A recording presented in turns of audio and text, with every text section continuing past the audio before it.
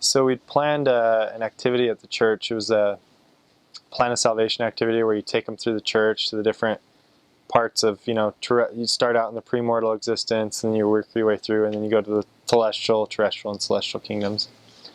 So it was kind of a group missionary effort to do this activity, and we were all supposed to bring investigators.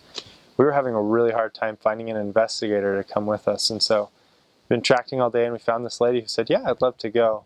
So we're really focused on making sure that her and her daughter were there.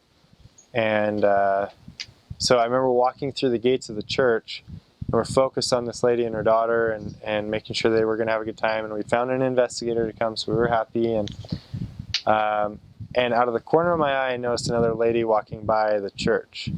And we kept walking in, so we were past the gates of the church. We kept walking, and I just felt go and invite that lady to come into this activity.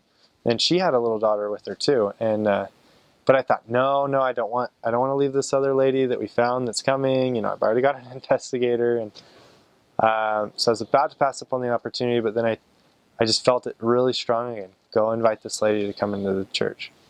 So I said to my companion, stay here. So I walked back. It was probably only 15 feet back, and I said, hey, we're doing this really special activity talking about where we came from and where we're going after we leave this earth, and would you like to come into the chapel and learn about it with us?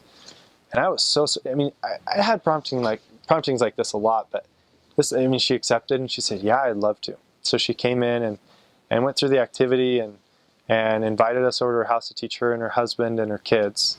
And so we set up an appointment. Well, when we went to that appointment, we were talking to her, and we learned that she'd had several dreams about our church. And she said, I knew I was going to be invited into your church. And when I was walking by, I said, I hope it's this time, but if not, it'll be another time.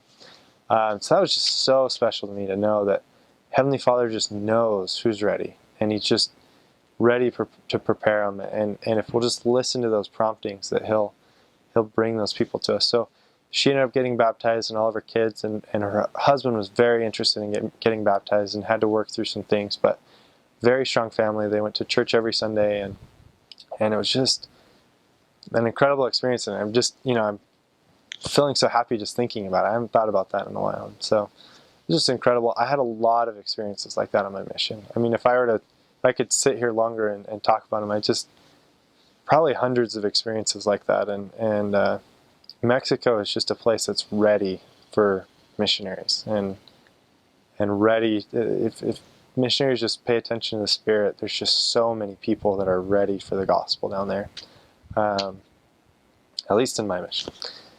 So that was a very powerful experience.